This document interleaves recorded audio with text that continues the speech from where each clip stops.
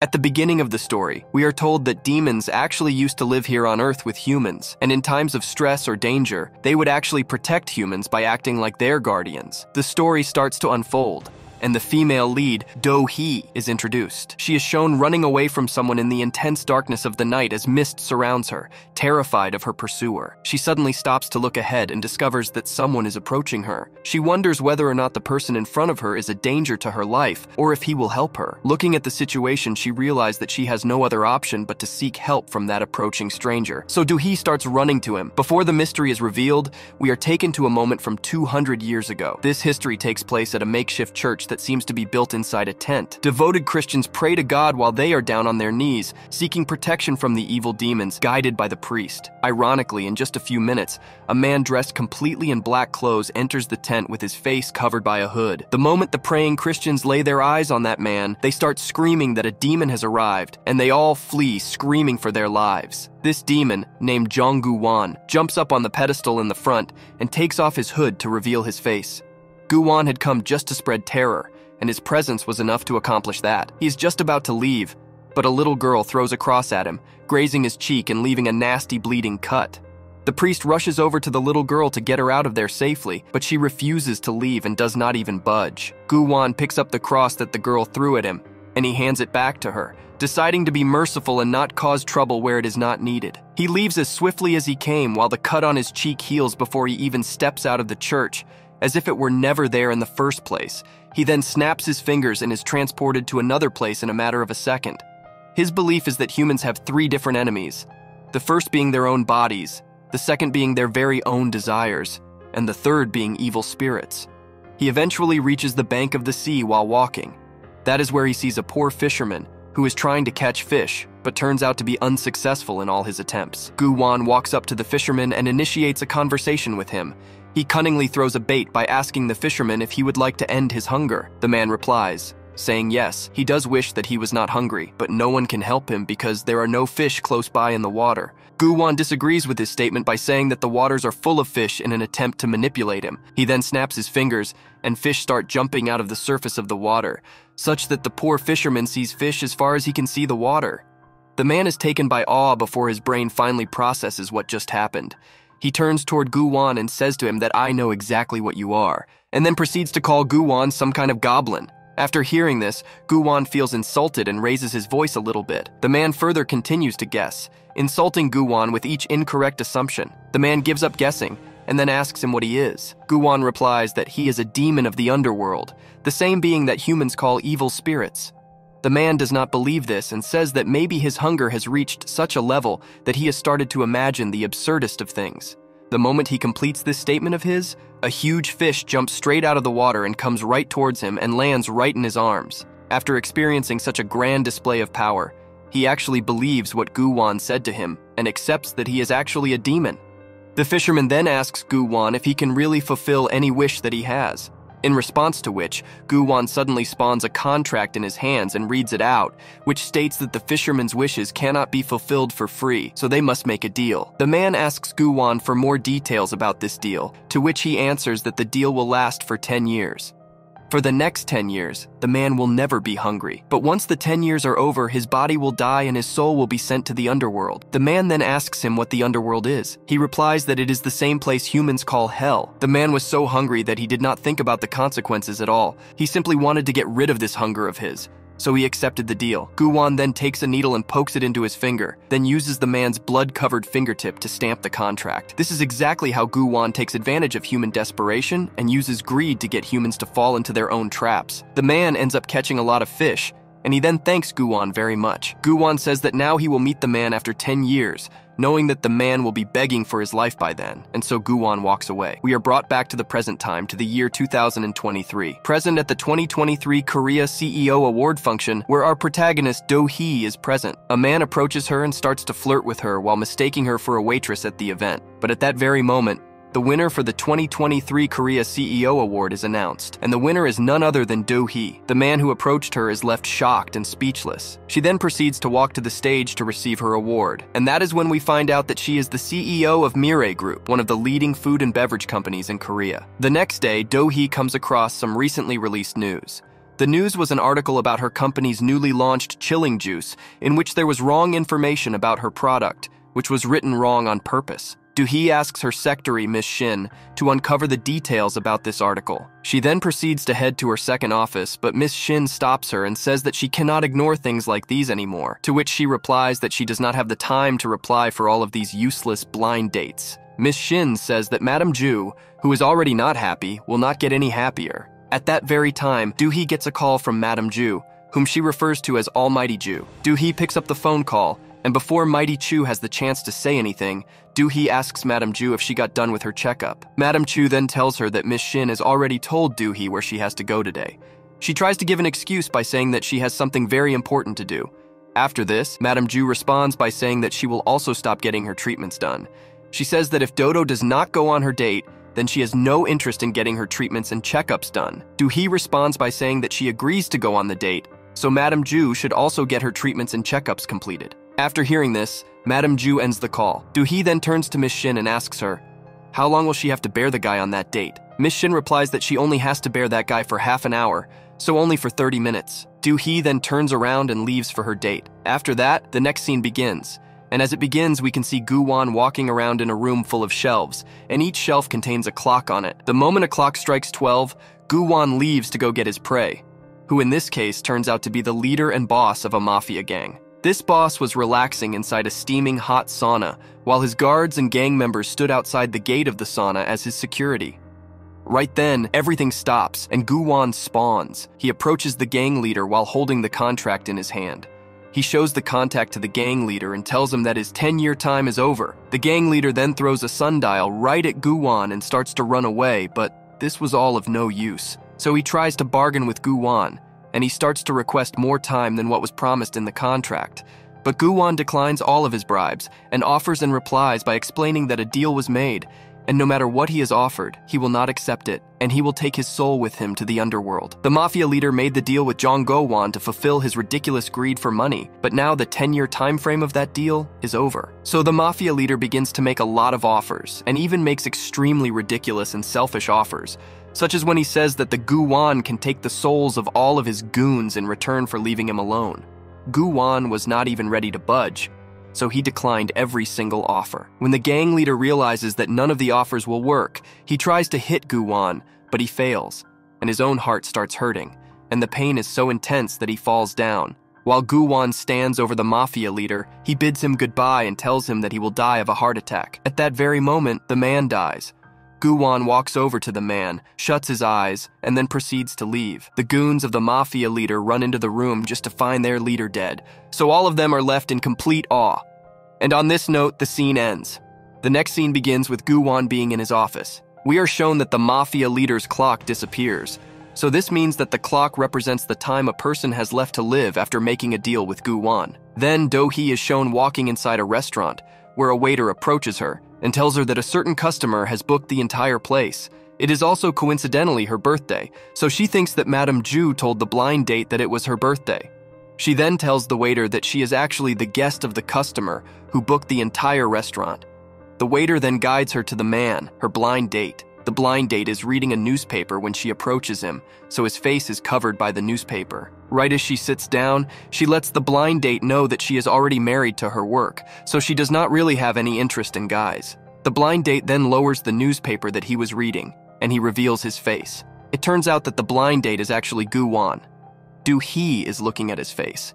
That is exactly when Gu-won makes a savage statement by saying that he does not care whether she marries her pillow or she marries her business. He also jokes around that if she goes around telling everyone her personal information, he would like to know the details of her bank account. After she hears this, she starts laughing and asks if they ever went to the same school. He straight up answers by saying no. She then asks him if they have ever dated earlier in the past, and he also replies with a no to this question. So her facial expression goes straight and bland, and she says that if they have never dated before or gone to school together, then why is he not showing any manners? His reply was that no human has any respect in front of him. She gets angry after she hears this and gets up to leave. But just as she is doing that, she receives a text from Madame Ju asking if everything is going well on the date, and she also texts her that if something goes wrong, Do-hee already knows what Madame Ju will do to herself.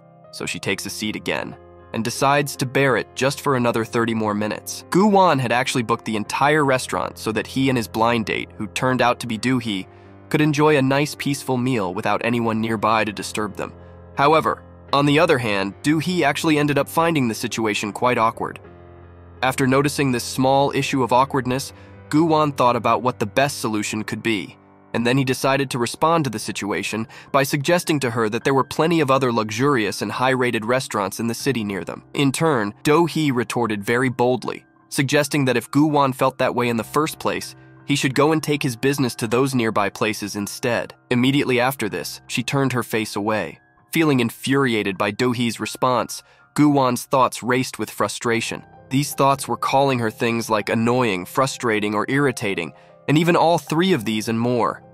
Meanwhile, all the way across town, Do-hee's actual intended blind date sat in a completely separate restaurant, browsing through the entirety of Do-hee's profile. The profile revealed a tragic fact about her past through a post, which was that she was orphaned at the young age of 11. She was then adopted by Madame Ju of the Mirai Group, and now she actually manages their main business. It became visibly clear that Do-hee had mistakenly arrived at the wrong restaurant, making the mistake of believing that Gu-wan was her blind date. Initially enjoying a peaceful meal, Do-hee's questioning ended up disrupting Gu-wan's peace and tranquility. He finally had enough, so he got frustrated, and he blurted out things, asking her if she could just sit quietly, and then exclaiming how Do-hee had disturbed him enough already.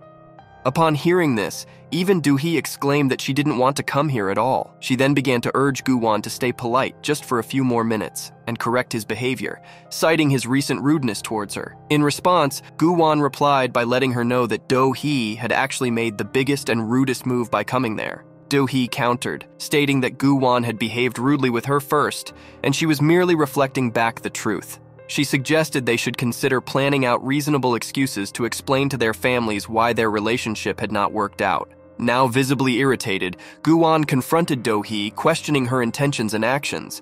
Do-hee responded by stating that she did not wish to engage in any of this in the first place, and that she was merely following the orders of a higher authority. Shockingly, Do-hee inquired about how one could refuse the orders of the Almighty. She was actually referring to Madame Ju, whom she called Almighty Ju. Gu-wan started to feel a bit nervous and started considering that the command of the Most High was the order of God, leaving him no other question but to ask her who she actually was and who had sent her there to him. Do-hee calmly grabbed her business card from her purse and handed it over to him, asking him for his business card in return.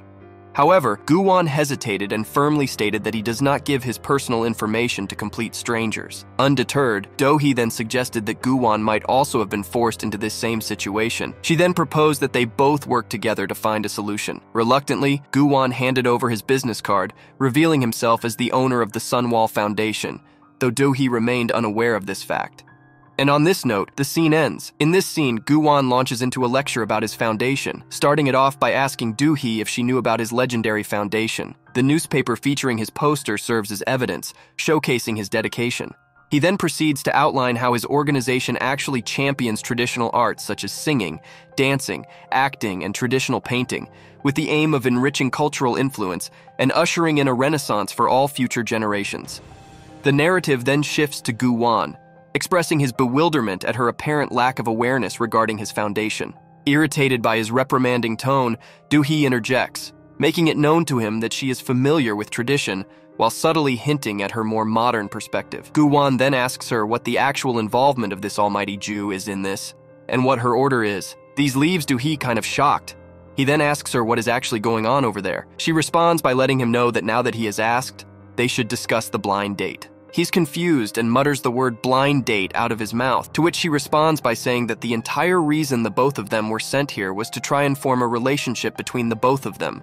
After hearing this, he was left shocked, and his first question was whether God was trying to set them in a relationship together. Do-hee starts laughing and thinking that it was a joke since she has Madame Ju's name saved as Almighty Ju in her phone, but she found it funny how he made her God over that. This is when he finally understands that the Almighty Ju is a human, and he says that she was the first human ever to make him feel nervous. Just as Do-hee's timer of 30 minutes ends, some goons enter.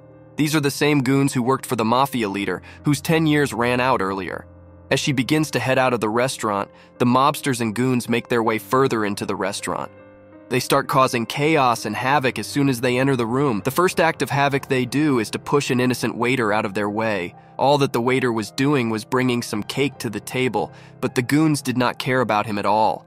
As a result of the push the waiter gets from the goons, he loses his balance, causing the cake to go flying up in the air, almost as if it were suspended in the middle of the air. The cake was on its way to fall on Do-hee and ruin her fabulous clothes. However, lucky for her, Jang Go-won was extremely quick and ready to jump right into action. Not only does he manage to push Do-hee out of the cake's path, but he also manages to catch the entire platter of cake before it even gets the chance to splatter on the ground. In Do-hee's eyes, he did not just save the cake, he also saved the day as he quickly came to her rescue without any hesitation at all. She was extremely impressed by him, so impressed that she could not help but stare at him. Her heart started to beat so fast as if it were in a race, and the fact that she was in such close proximity to him did not help. Before she messes up and starts to act like an absolute fool, she uses the need to freshen up as an excuse to go or run away to the bathroom.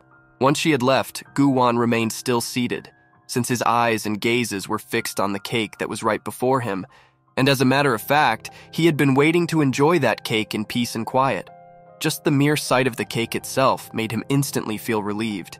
He knew that the cake would have been completely ruined and inedible if he had not intervened at the perfect moment when he did. He slowly and elegantly lowered himself right onto a nearby chair. His movements were extremely delicate, precise, and focused. Meanwhile, Do-hee locked herself in the washroom and could not even stop thinking back to the moment Gu-won had saved her and her dress by moving her out of the path of the cake, which was en route to fall on her. Her heart kept pounding with a mix of hope and uncertainty. She just could not help but wonder if Gu-won had ordered the cake for her birthday. This same thought brought a faint blush to her cheeks as she entertained herself with the idea that perhaps, just maybe, he had a surprise in store for her. Her admiration for Gu-won surprisingly started to grow with each singular moment that passed by, even despite the initial dislike she had for him.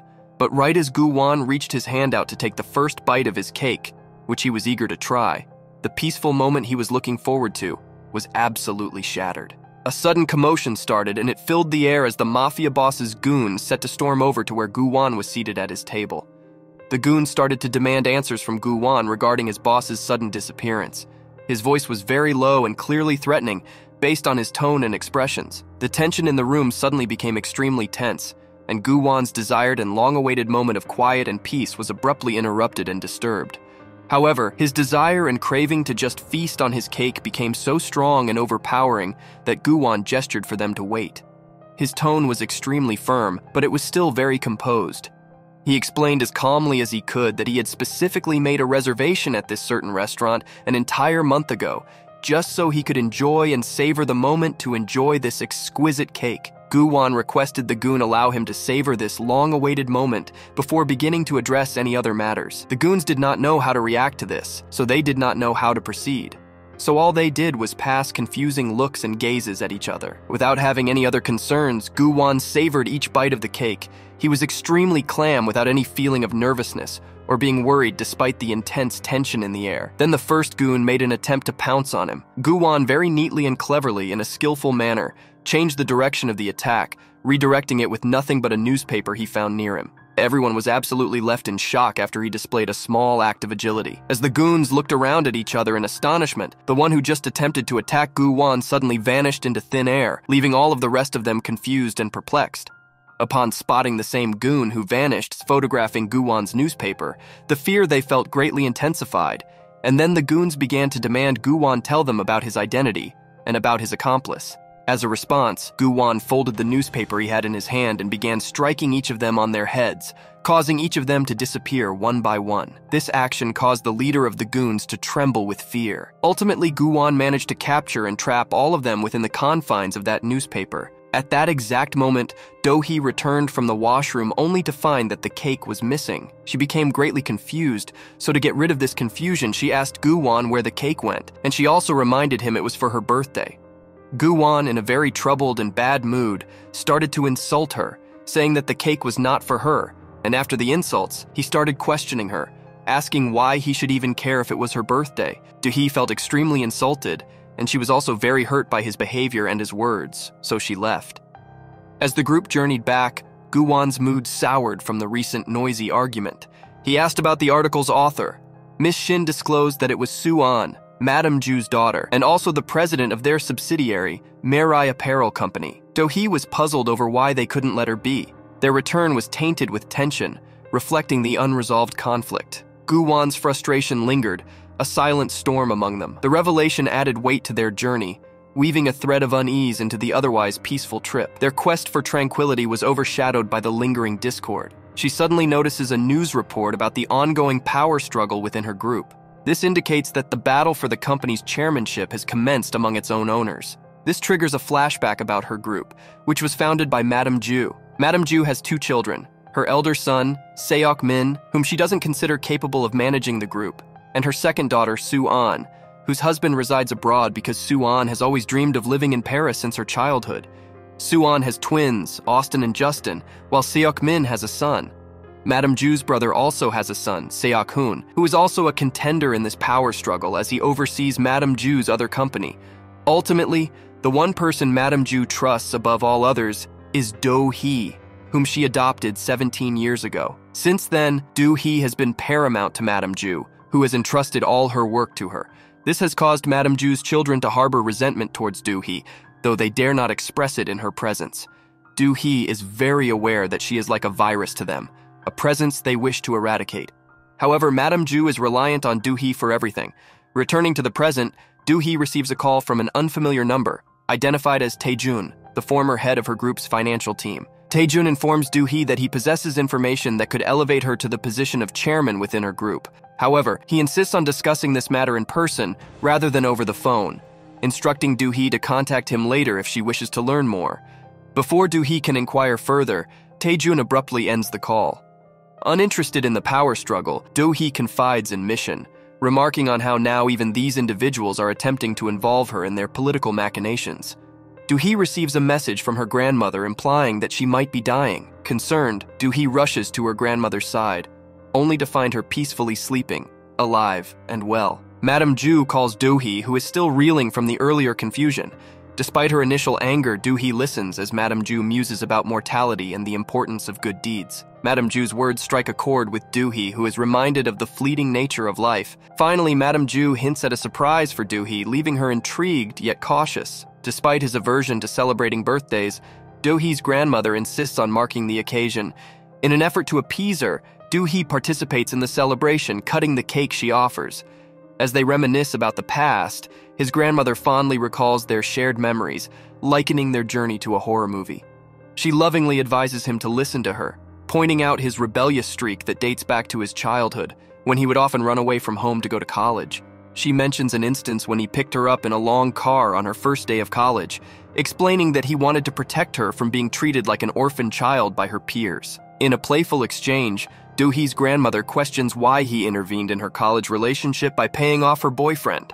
He explains that he did so because the boyfriend's wife disapproved of him, and he believed the boyfriend was not suitable for her. She questions the reasoning behind contacting the man, to which he replies with a lesson on not judging based on appearances, emphasizing the boy's inner goodness despite any outward appearance. However, she counters, stating that his appearance was the only positive aspect, highlighting his rude and uncouth behavior. Curious about his looks, she pulls out his photo and inquires about his appearance in person.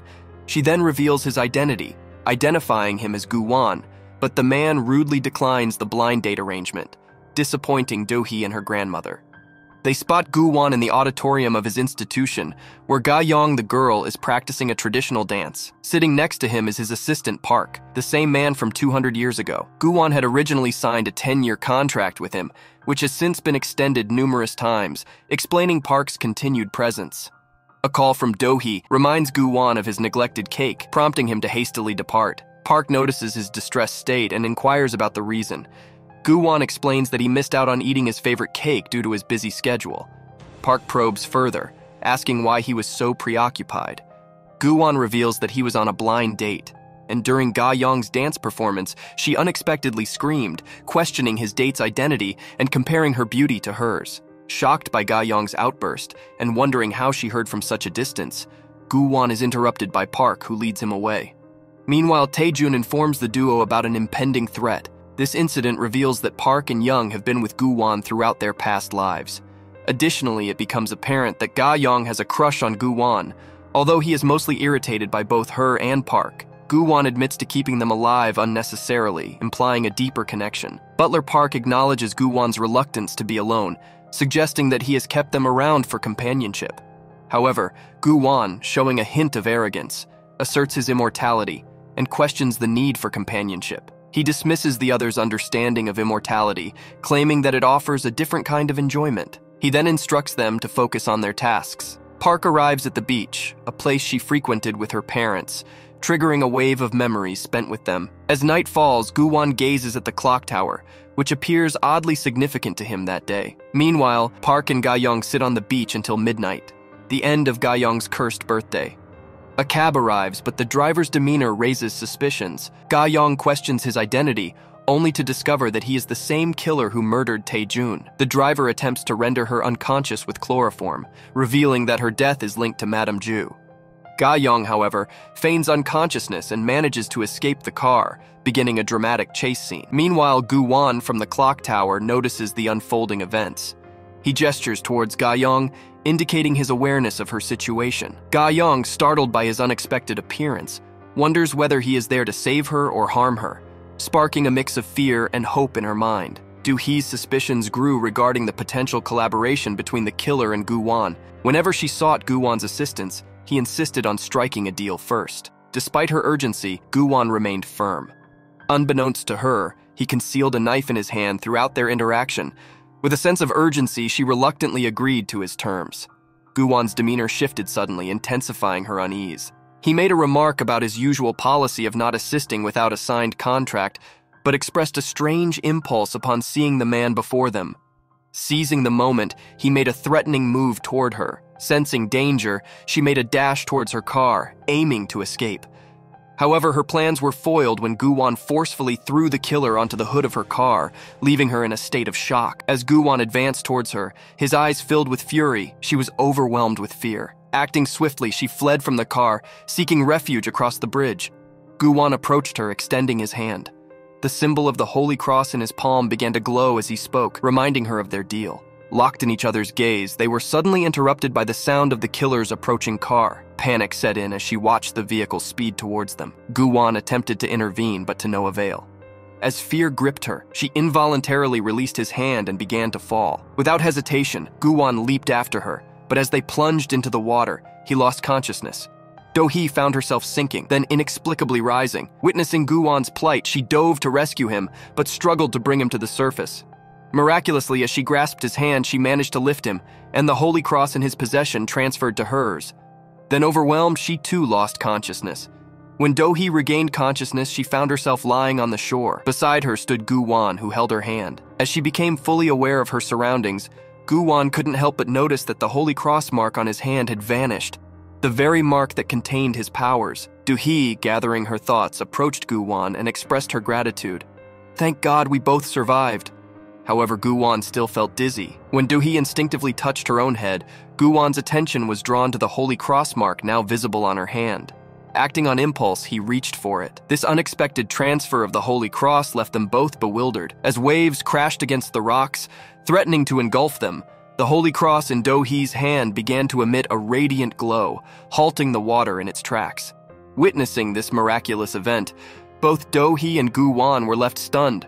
Gu-won in particular was astonished by the sudden return of his powers, considering they had failed him just moments before. She questioned him, stunned by the situation and his identity. Gu-won in response queried her actions.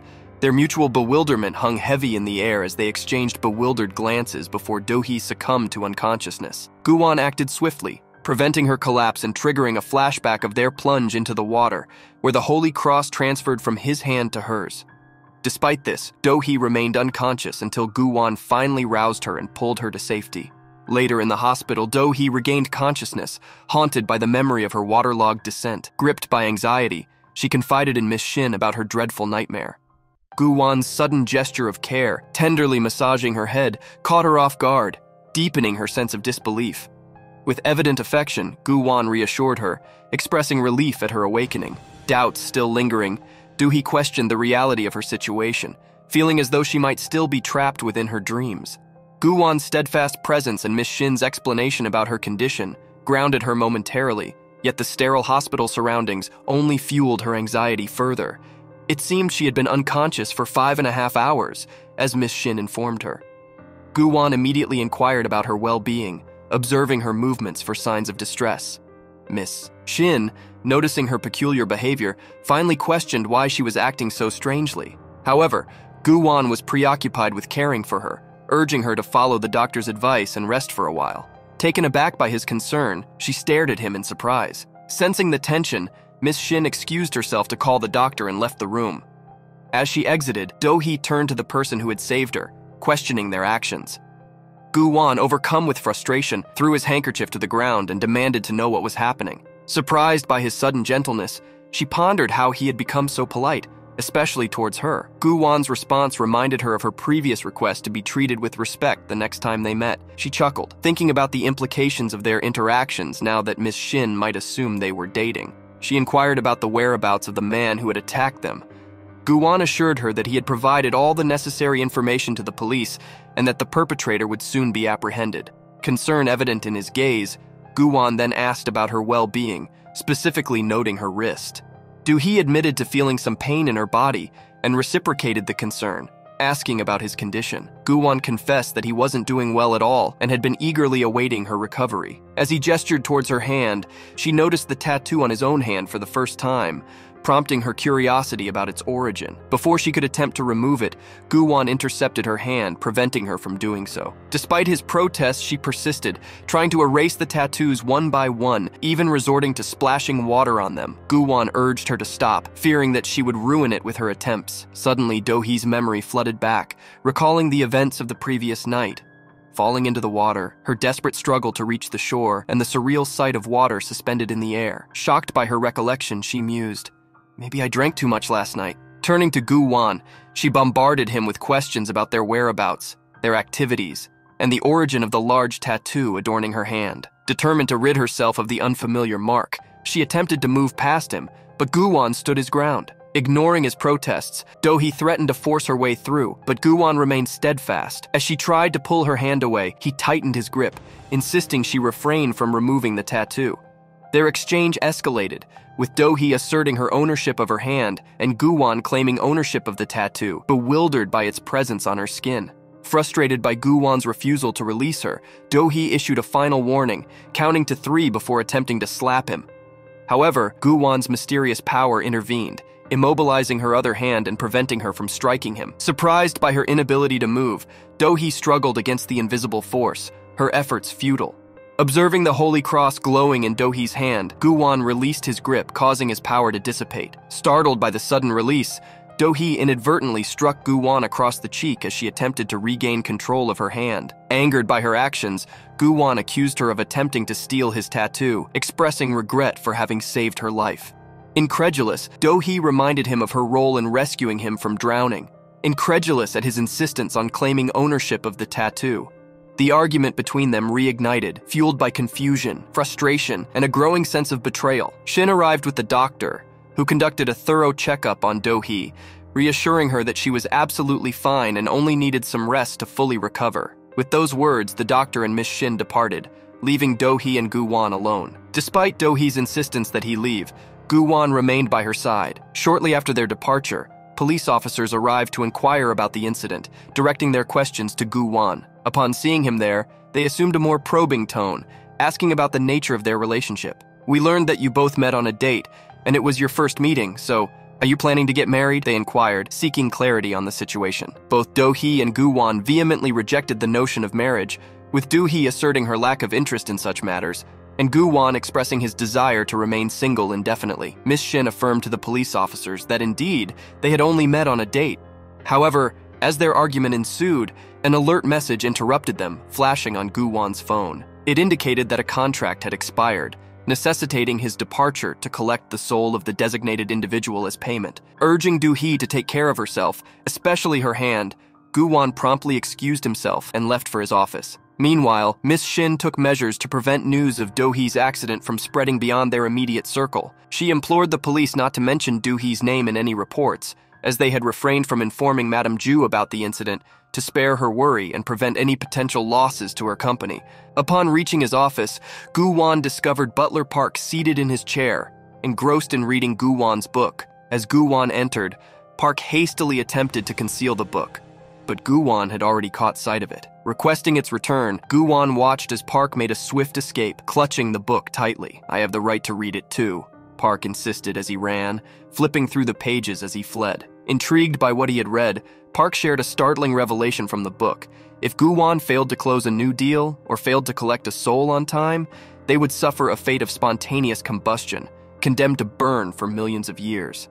Shocked by this revelation, Park could hardly believe what he had just learned. However, Gu Wan swiftly seized the book from him, scolding him for delving into its contents without permission. Park, attempting to justify his actions, reminded Gu Wan of their close relationship, likening it to that of family. Curious about the book's significance, Park pressed Gu Wan for more information, but Gu Wan remained adamant, emphasizing the importance of keeping the contents of the book at a distance. As Park inquired further, Gu Wan simply reiterated the book's significance, warning Park to steer clear of it. Gu Wan securely stowed the book in his locker, and Park, visibly concerned, sought confirmation about the dire consequences mentioned within its pages. Gu Wan affirmed the truth of the passage but offered no further details, admitting his own lack of full understanding of the matter. Handing Park Do-hee's card, Gu Wan instructed him to conduct a thorough investigation into her background, including her family history, past relationships, academic history, and personal preferences. Perplexed by Gu Wan's sudden interest in this woman,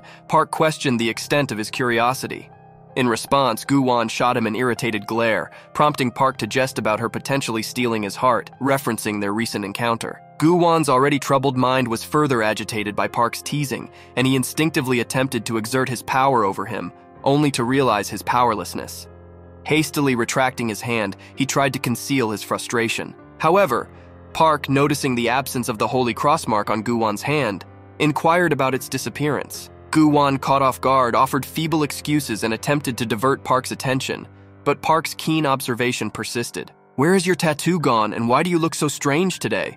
Park pressed, sensing something amiss. Gu Wan continued to insist that everything was fine, but Park's suspicions had already been aroused. Determined to confirm his doubts, Park fetched a glass of water for testing.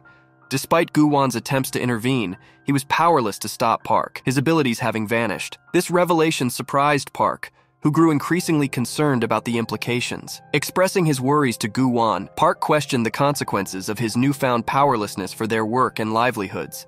Fearful of the potential repercussions, Park fretted about their financial stability, particularly in light of his recent car loan. Gu Wan, already on edge, grew increasingly irritated by Park's concerns. Gu Wan dismissed Park's concerns about his lost powers, asserting that his current priority was trivial compared to the situation at hand. When Park inquired further about the status of his powers, Gu Wan concocted a flimsy excuse, claiming he had temporarily lent them to someone else.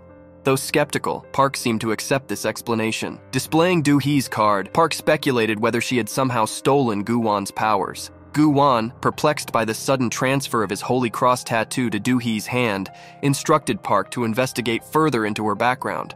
With that, Gu Wan left to attend to his duties, including the collection of a soul. Park, still puzzled by Gu Wan's loss of powers, questioned how he would fulfill his task without them. Gu Wan, displaying a hint of arrogance, assured him of his competence, emphasizing his extensive experience as a devil spanning over 2 centuries. Just as he says, he leaves to go and collect the soul.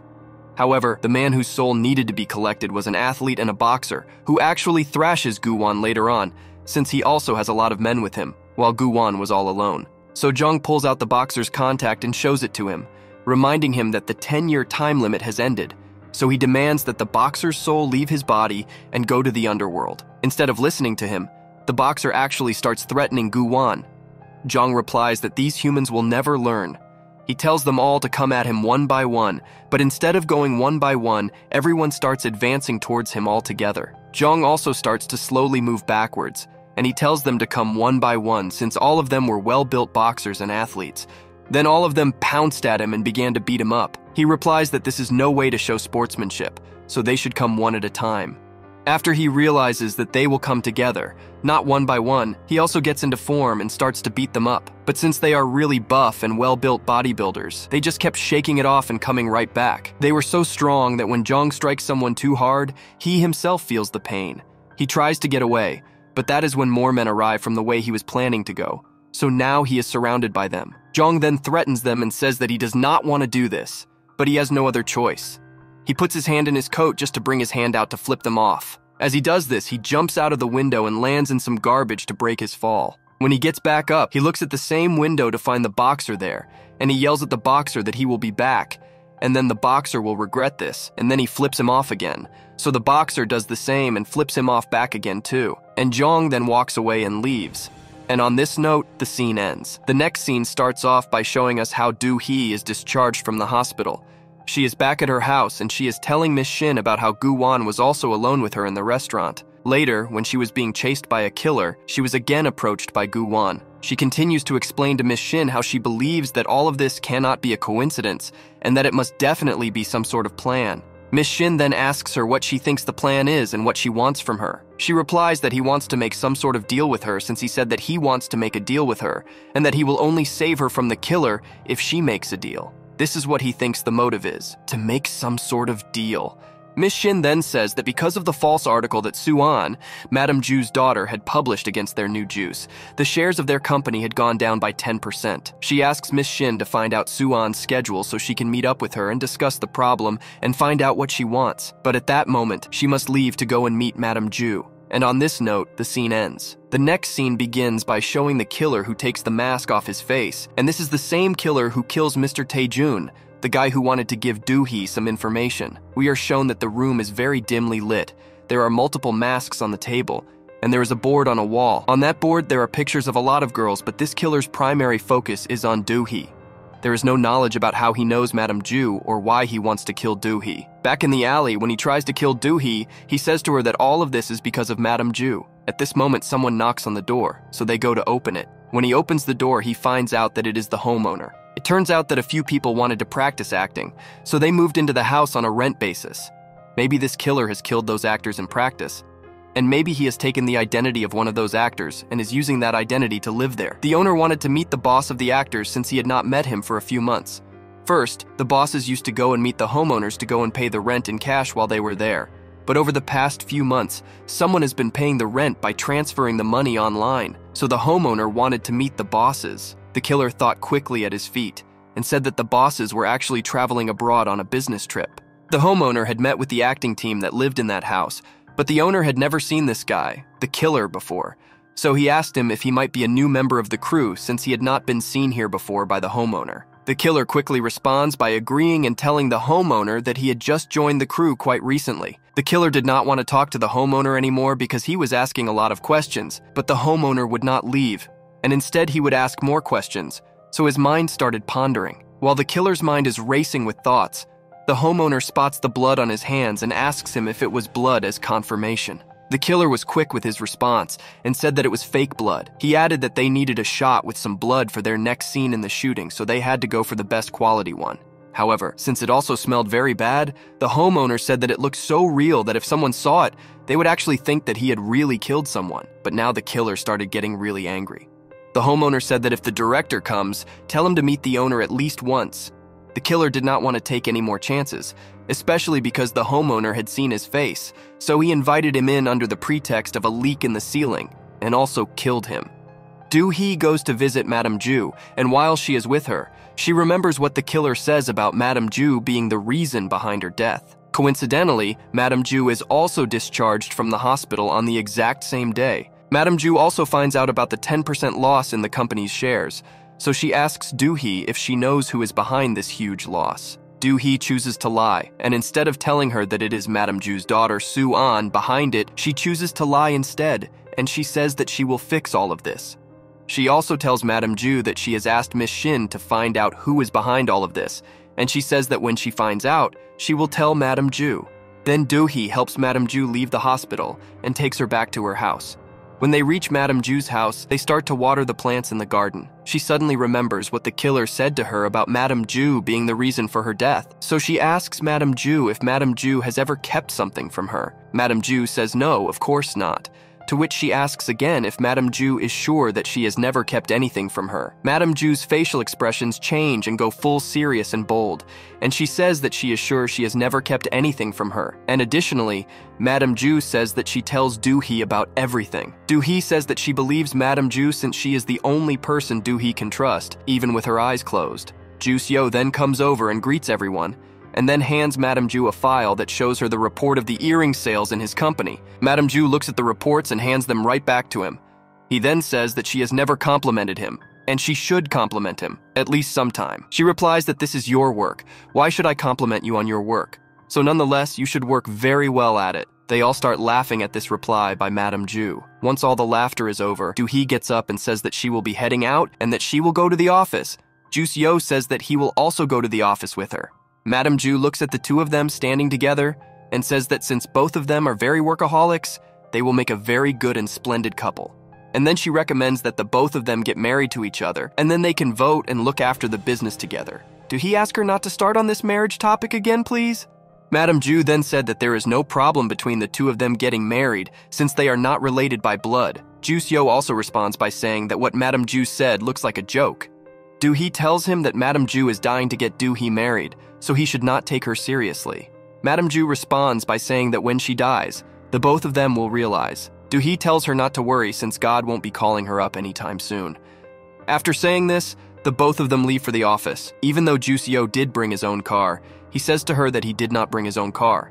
So he says to her that he can drop her off at the office in her own car. So this gives us a hint that maybe Ju-seo really might like Do-hee, and maybe he does really have feelings for her. He thought that it would be just him and her, but it turns out he was mistaken because Miss Shin was also there in the car. While they are in the car, he is driving, and he says to Do-hee that since Mr. Jong saved her life, he deserves some compensation. She responds by saying that if she ever sees him again, she will pay him for his favor.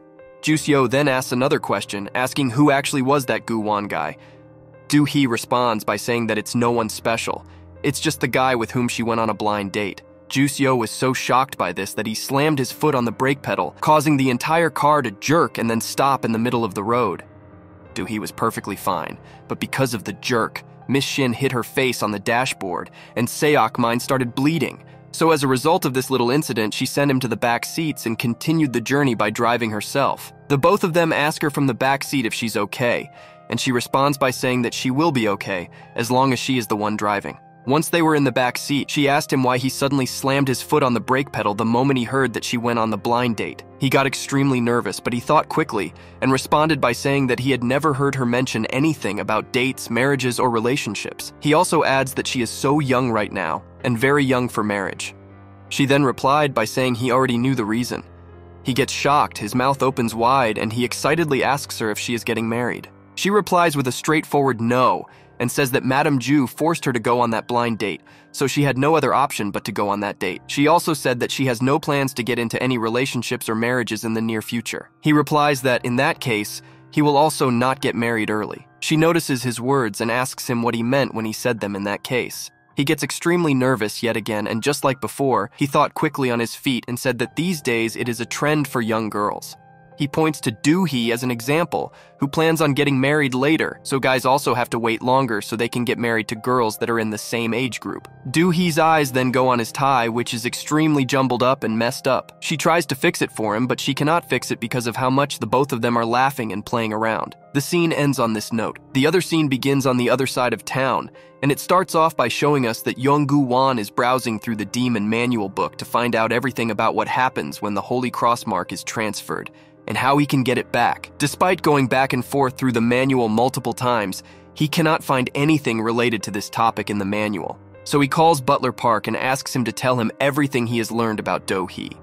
The butler responds by telling him that she has a blood type of AB+, and that she is the CEO of the company, Miri Group. She is known as the Princess of the Mire Group in the industry. However, in her office, she is known as the Devil, since she is known for going to any extent and any level of strictness and rudeness when it comes to work.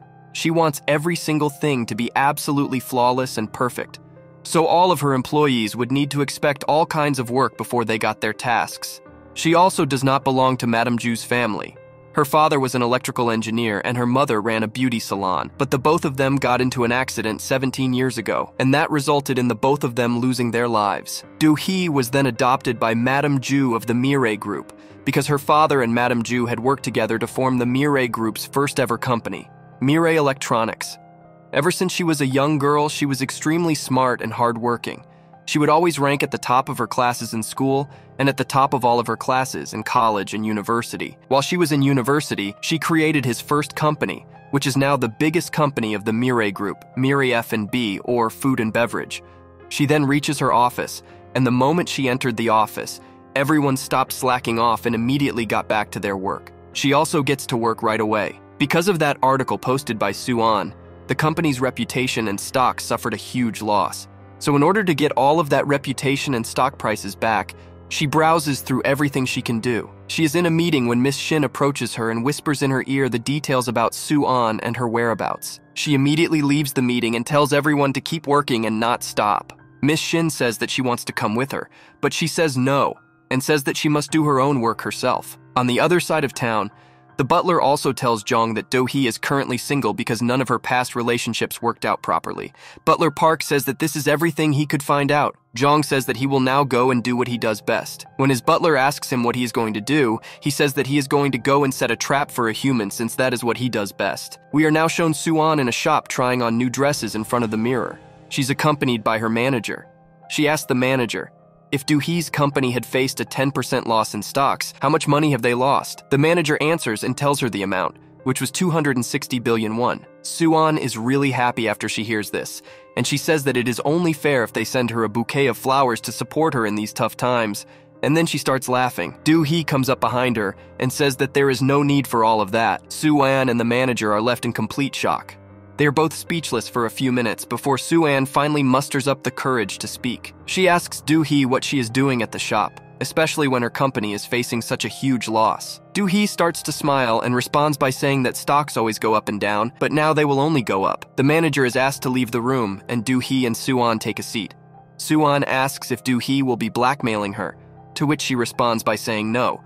She just says that since you leaked my personal information, you better be careful about who can leak your personal information too. Do-hee shows her some pictures she captured of Soo-an cheating on her husband by having an affair with another man. At this moment, she received a call from Jong, who says that he has gotten extremely sick after the accident and that he wants to meet her. She asks him how that is possible since he was perfectly fine at the hospital. He is quick at his feet, so he responds by saying that this just started a few days ago, so he started getting sick a few days after the incident. So Do-hee invites him somewhere nearby to meet. Do-hee then turns back towards Soo-an and says that all the tampering she did to the article should be fixed within one singular day, and by tomorrow, Do-hee should be receiving good news about her company. Otherwise, these photos will go viral. And when they reach Madame Ju, she takes a pause, looks at Soo-an, and says that she knows what will happen next. Soo-an then gets up and starts to threaten Do-hee by saying that if her mother, Madame Ju, finds out about this, then something bad will happen to her. Do-hee replies instantly, asking Soo-an how she can even dare to give her threats. Do-hee also adds on that Soo-an should remember that Do-hee never hides anything from Madame Ju, so Soo-an should think twice before she does anything. She also tells Soo-an not to fight with her, and if she really does feel like fighting with someone, she should fight with her brother. She then takes her leave after saying this, leaving Soo-an speechless. In another place, Madame Ju kneels before the church father, her voice trembling with guilt as she confesses her sins. She knows she deserves punishment in the afterlife, but her greatest fear is not receiving forgiveness, specifically from Do-hee. A small flashback transports us 17 years back, when Do-hee's parents tragically died. Madame Ju, frozen in shock, had watched helplessly as their car burst into flames before her eyes. The weight of guilt has burdened Madame Ju for years, consuming her with remorse and driving her to seek redemption and forgiveness, especially from Do-hee. Butler Park is deeply contemplating whether his boss, Gu Wan, can effectively perform his job, feeling increasingly worried for his safety. Despite this concern, he has full confidence in Gu Wan's ability to easily trick people, as Park has fallen prey to him not just once, but twice before. We are taken to a vivid flashback of Park's past life, where he was on the brink of suicide due to the overwhelming hopelessness stemming from his failing business. However, Gu-won entered his life like a sudden ray of light, and Park signed a seemingly life-changing contract with him to become the owner of the famous 2000 restaurant at that time, firmly believing it would solve all his seemingly endless problems. Once again succumbing to the charm of greed, Park decides to sign the contract. In a familiar, almost ritualistic binding ceremony, Gu-won pricks Park's trembling finger with a needle. This simple yet symbolic act triggers vivid memories of Park's previous life, when he made a similar deal with Gu-won. In that life, Park used to catch and sell fish, becoming quite wealthy in the process.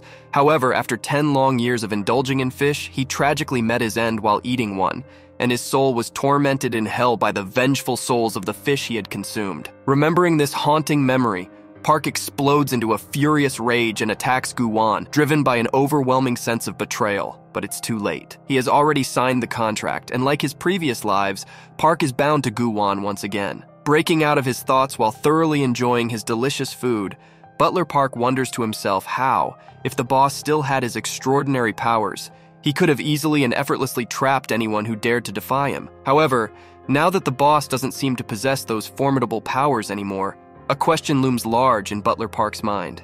Will Gu-won now be able to catch Do-hee in his cleverly devised net? Unbeknownst to him, Ga-young, with her keen senses, had overheard this quiet muttering, and filled with curiosity, she slowly approached Butler Park. She calmly and innocently asks him how the boss lost his once feared powers. Butler Park, caught off guard by her sudden inquiry, is almost about to blurt out the truth about how Do-hee now wields Gu-won's powers. However, upon noticing Ga-young's penetrating gaze, he decides to remain silent for the moment. Despite his attempt to keep the truth hidden, Ga-young, having spent a lifetime observing his every move, knows how to skillfully extract information from him. With a subtle but menacing display of her knife, she effectively intimidates him, compelling Butler Park to finally reveal the truth about how Gu-won has been stripped of his once mighty powers. Do-hee arrived at the designated meeting place where she had asked Gu-won to meet her, her heart heavy with anticipation and uncertainty. Doubt crept in as she recalled his excuses for being sick on the phone, leading her to question why he seemed to be avoiding her. Was there a hidden reason behind his absence? Did he no longer want to see her? These thoughts swirled in her mind, casting a shadow over her expectations.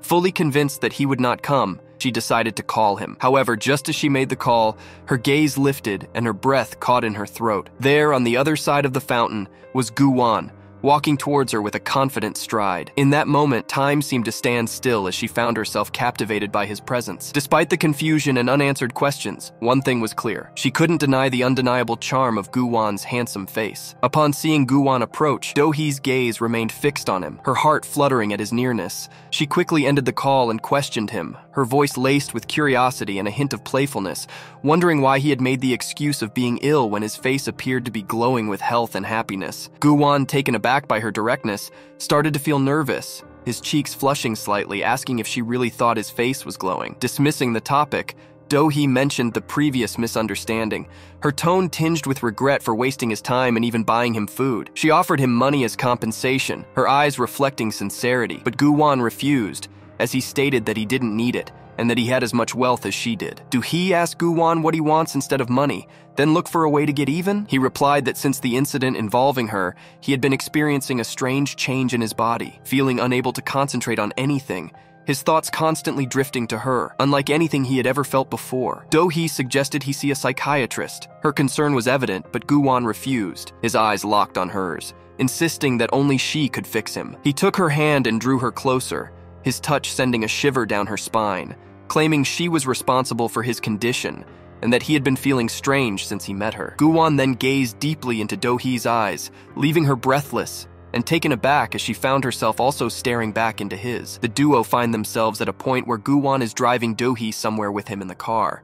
Trying to ensure space between them, she explains that she is merely assisting him in spending time together, ensuring he doesn't misinterpret it as a date or something else. Despite her clarification, Gu-won attempts to hold her hand, suggesting a romantic gesture. Do-hee, perceiving his actions as overly hasty but still tempted to give in, offers her left hand, but Gu-won insists on her right. Their hands intertwine, and Gu-won, now holding her hand, accelerates the car. Confused by his sudden speed, Do-hee questions his actions, to which Gu-won casually replies that they are just going on a short drive. However, Gu-won's mission comes to light as the tattoo on Do-hee's hand features a glowing holy cross, indicating Gu Wan's powers have been restored. He changes the traffic signal from red to green and speeds through traffic to collect the boxer's soul before midnight, or else it would be Gu Wan receiving the punishment. Meanwhile, the boxer, who had agreed to sell his soul, heads out of the gym with his agreement scroll in his hands. He eventually discards it and begins chatting with his friends about going out. Suddenly, Gu Wan arrives in his car and points a makeshift gun from his fingers towards the boxer, who dies shortly as Gu Wan had access to his powers, and so his contract burns. The clock indicating his lifeline vanishes from Gu Wan's office. Gu Wan accelerated the car once more, prompting Do-hee to question his actions. He casually dismissed her concerns, stating that he was simply playing a prank with his friends. Do-hee then noticed the route and asked about their destination, to which Gu Wan cryptically replied that they had one final task. He drove her to an area near the river, where couples were engaged in romantic activities. Feeling overwhelmed, Do-hee thinks that things are moving too fast, and to add to it, Gu Wan suggests they do something there. Nervously, Do-hee expresses her concern about their recent acquaintance and the inappropriateness of their actions in a public place. Despite her firm no, Do-hee's nervousness at the possibility of something romantic happening is evident. Gu Wan steps out of the car and approaches her window, suggesting they go outside. Do-hee responds by reminding him of the legal consequences they could face. Gu Wan listens attentively, seemingly amused by Do-hee's conflicted feelings. Gu Wan wonders why going for a stroll around the river could lead to criminal charges, which surprises and embarrasses Do-hee, who thought there would be more. As they walk to the quieter and more secluded part of the path next to the river, they come to a halt. Do-hee uses this moment of silence to make it clear to Gu Wan that she was not creating romantic scenarios in her, but instead deterring him from trying to create any, as generally this was considered a romantic spot. However, Gu Wan is focused on his own agenda and suddenly grabs Do-hee's hands. He gently asks her if she can hold his breath for a bit. Do-hee is stunned, wondering what Gu Wan is thinking as he inches closer and closer to her. For a second, Do-hee believes that he is going to kiss her as his hand comes up to cup her neck, but her misunderstanding is short-lived, as suddenly a devilish smirk comes across Gu Wan's face and pulls them both into the river. Underwater, Do-hee struggles to hold her breath, but Gu Wan is stuck on trying to get the tattoo to transfer back to his hand. Despite Do-hee's attempt to push aside and float to the surface, he refuses to let go and keeps trying. Do-hee realizes that she is going to have to take matters into her own hands and lands him a good kick, which momentarily stuns Gu Wan, and so Do-hee uses this moment to escape to the surface. Coming out of the water, she gasps for air. She's only catching her breath by the time Gu Wan comes out of the river too. His only source of concern is still his tattoo, or lack thereof, as even after coming out of the water, the Holy Cross had not transferred back to his hand. Seeing his lack of remorse, Do-hee starts screaming at him, demanding to know what he wanted to do to her, as she was nearly drowning. Panicked, she continues screaming, questioning why he wanted to kill her, as she almost drowned twice because of him. She expresses her fear of someone trying to harm her and laments the mess he has caused in her life. Gu Wan tells her to calm down and focus, but she insists on her right to be upset, flooded by emotions. Gu Wan tells her that he needed to check something and believes she would have refused if he had told her beforehand. This infuriates her, leaving her feeling deeply betrayed by his lack of concern. She throws money at him, declaring their account settled and leaving in anger. Meanwhile, Gu Wan goes back to his car and is still preoccupied, contemplating how he can retrieve his Holy Cross if it doesn't return even after he enters the water. Out of nowhere, Butler Park appears, and Gu Wan, angered, confronts him about how he was able to find him. Butler Park manages to calm Gu Wan down, expressing surprise that instead of charming Do-hee like he thought he would, Gu Wan ended up drowning her. Gu Wan questions Butler Park's presence at this point, but Butler Park explains that Gu Wan was the one who had instructed him to keep an eye on Do-hee, and that is exactly what he had been doing. Without wasting time, they leave together to find Do-hee, as Gu Wan needs to stay in contact with her to use his powers. Without Do-hee, survival would be incredibly challenging for him, and he realizes that now. On the other hand, Do-hee was quite upset and was returning home. In another corner of the city, the killer who had murdered Tae-jun examines his phone that he had kept after killing Tae-jun. He had gone through it, but weirdly there was a photo of Do-hee's as a child on his phone, which the killer then placed in a locker for safekeeping. Moments later, another hidden man retrieves the photo from the locker and takes it to a figure who might be his boss, although his face is not shown yet. His boss checks the phone, which only contains one last call, and that too was made to Do-hee by Tae-jun. The shot focuses on the hands of this man, indicating that he had ordered the killer to murder Do-hee. On the other end, Ga-young had collected all the information on Do-hee that she possibly could. Taking angry steps, she kept the information aside and focused on her sword dancing. However, impending doom was promised by her actions towards Do-hee. Back towards the legacy of Madame Ju, an eerie silence has spread over all family members. Madame Ju, under the dim light of her study, prays to God to give her the strength to tell the truth to Do-hee. Her son, Seok-min, is seen bird shooting at night, which is completely opposite from the innocent facade he puts on in front of the rest of his family, and his son has a nervous breakdown while checking into a mental health facility. The intentions of this family are unknown, but they do not hint at peace at all. Suan also gets a call from her publisher, who wants to change the article they wrote about Do-hee, costing Suan more money. She curses her heart out at Do-hee. Her curses are merely background noise in a busy parking lot, but her promises to harm Do-hee are set in motion. Lastly, the cherry on top is revealed. Seok-hoon sits in his office late at night, carefully examining the tie that Do-hee had made for him. His intentions are unknown, but his feelings for Do-hee are becoming clearer and clearer. Do-hee is already upset as she walks down the street to clear her head. Looking around, her eyes stumble upon an advertisement screen showcasing the latest news segment. That's when she sees the news of Mr. Taejun's death, which is reported as him committing suicide. Her eyes are glued to the screen as she realizes that just yesterday she had talked to Mr. Taejun on the phone. He was going to give her some information and it sounded urgent. Her heartbeat races as the feeling of impending doom increases in her, minute by minute. In her distracted state, Do-hee does not notice a bike speeding right past her. The bike rider was on a mission to throw acid on Do-hee. He almost succeeded too, but Gu-won intervened at the last minute. He throws himself in front of Do-hee, taking the hit himself as the acid is thrown all over his back. It takes a moment for Do-hee to recover from the reeling shock of what just happened. Breaking out of her stupor, she checks Gu-won for injuries, but Gu-won is always one step ahead of her. He grabs a hold of her wrist, activating the powers of the Holy Cross.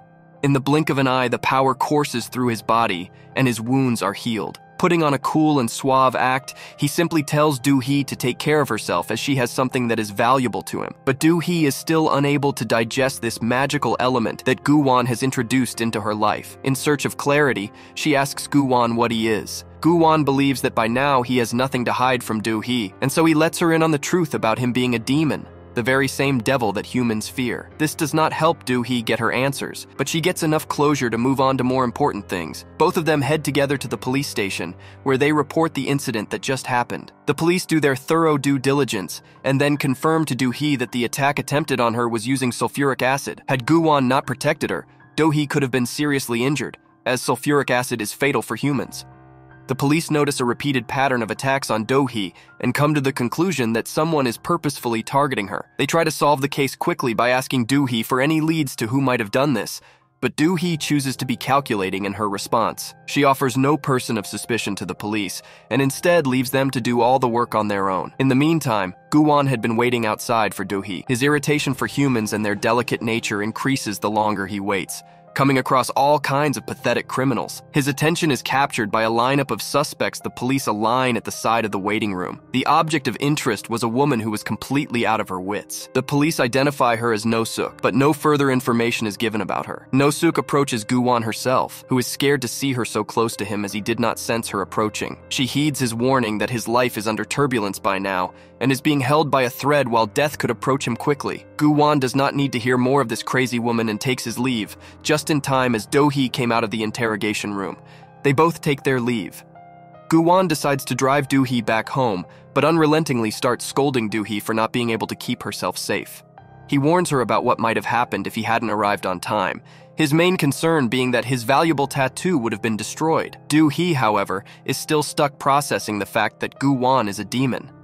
She inquires more from him, and he simply explains his nature of making deals with humans. When she asks what kind of deal, Gu-won misleads her by telling her that he fulfills human dreams. They bicker back and forth as Do-hee tries to understand the extent of his powers and their source, with Gu-won growing insulted and irritated at her questioning. However, Do-hee realizes that to fulfill his duties, he would need the powers of the Holy Cross, and the only way for him to access his power would be to be in close proximity to Do-hee. It's as if a bulb goes off in her head at the moment, and she suggests that Gu-won become her bodyguard.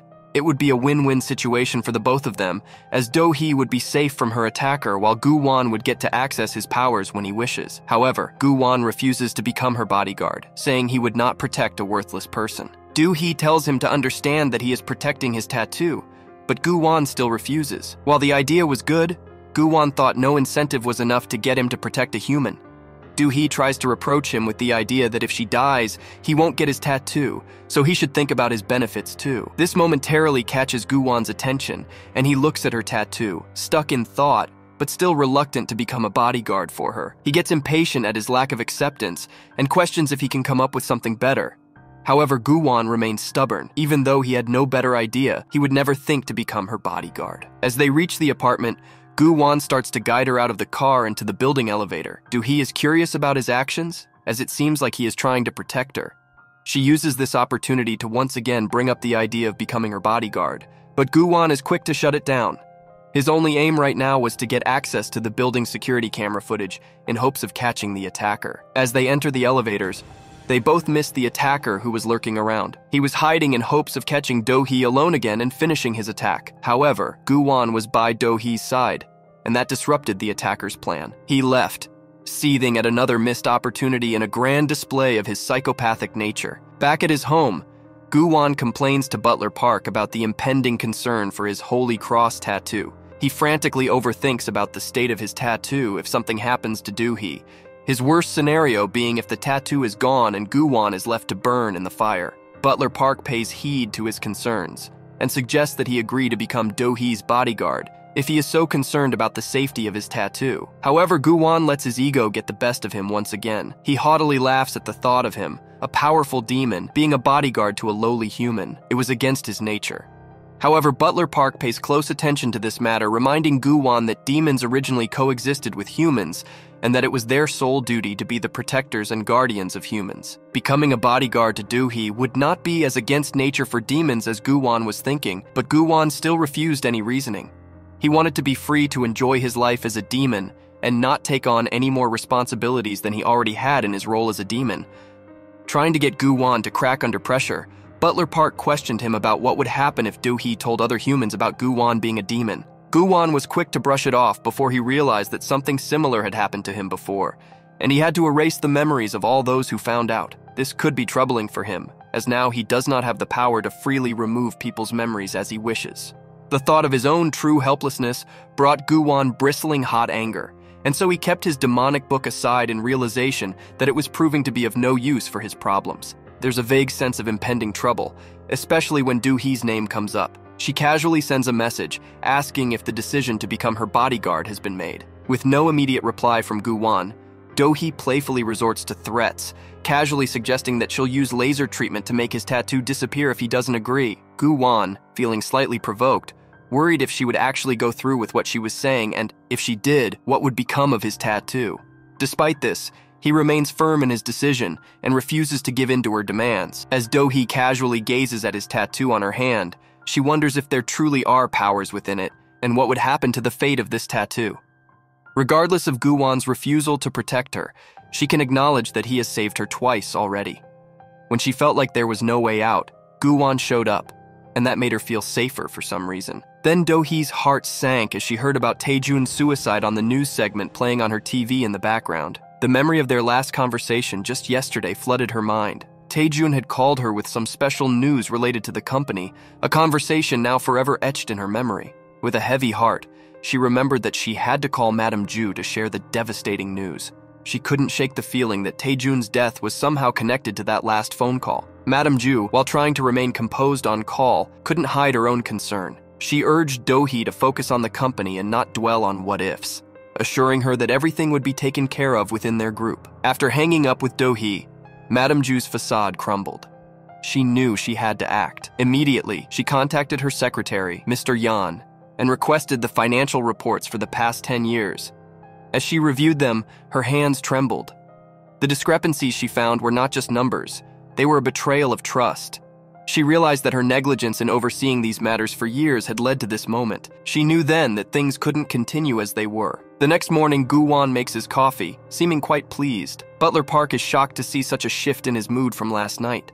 When he asks what brought this on, Gu-won says he's trying to stay positive, noting that his tattoo hasn't disappeared and that it's still safe, although in the hands of Do-hee. However, Gu-won realizes he won't be able to reclaim his tattoo easily. He'll have to create a scenario where the tattoo transfers from Do-hee's hands to his hands, just as it did when it transferred from his hands to hers in the water, recreating all the conditions.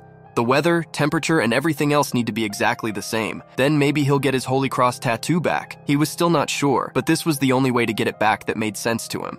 Butler Park remarks that he is kind of making sense, but is soon distracted by the smell of something burning. In a moment or two, the faint smell of something burning gently wafts past Gu-wan's nose. It is then, in that fleeting moment, that they both notice with astonishment that one of Gu-wan's fingers is slowly beginning to burn. This sight shocks them both to their core. Butler Park, his face a mask of concern, tries to blow out the fire. He wonders whether the time for Gu-wan to burn with unlimited fire, as foretold in the book, has come so swiftly. This question ignites a wave of panic in Gu-wan, for he realizes he does not know the answer. Nevertheless, he is focused on his determination to act. Together, they attempt to extinguish the fire by blowing on it, but the flame keeps burning his finger. For a moment, it seems as though nothing is happening. Then Ga-young, in a state of wild panic, rushes into the kitchen. Horrified by the scene before her, she instinctively grabs a nearby jug of water and pours it over Gu-wan's hands, successfully extinguishing the fire. As the tension eases, Gu-wan is struck by the realization that he must do his duty and collect the soul of a human quickly, or his fate will be sealed. What's more worrying to him is that he is uncertain of the exact nature of the punishment he faces. With a sense of urgency, he reaches for the phone and calls Do-hee, letting her know that he is ready to become her bodyguard. Gu-wan tells Do-hee that he is coming to meet her right away. Although quite surprised by his sudden agreement, Do-hee quickly gets ready to see him and heads downstairs to her building's parking lot where she meets him. Meanwhile, Gu-wan fills an ice bucket with a lot of ice so that in case his unlimited fire punishment starts again on his finger, he can dip his hand in ice and extinguish it. Finally meeting Do-hee, Gu-wan hurriedly tells her again that he is ready to become her bodyguard. He agrees, as this is what she wanted, but questions why he suddenly changed his mind. She wonders what happened for him to agree after he was so adamant about refusing her last night. Gu-wan makes a lame excuse that he pondered for a long time. If humans can protect small spiders and insects, then the least he can do is protect one human. But rightfully, Do-hee does not believe him. She says that something definitely seems off in his agreement. Suddenly, Gu-wan's finger starts burning again, so he quickly hides it behind his back and dips it in the ice bucket. He hears the sound of the fire being put out in the bucket and gets curious. She tries to see behind him, but Gu-wan doesn't want her to find out his weakness. He throws the ice bucket away quickly and holds Do-hee by her arms, shifting her attention by pretending to make her focus but telling her that our fate is the same and the solutions to the problems we have are also the same. Do-hee agrees, satisfied with getting her way with this. She, however, places the condition that Gu-wan must start right away. Hearing this, Gu-wan holds her hand again, which returns his powers, and tells her that we have to go somewhere because there is a very important work to do. Saying this, he transports them, and Do-hee finds herself at the top of the clock tower with Gu-wan. While he is determined to complete a mission, Do-hee gets scared out of her wits and wonders what she got herself dragged into.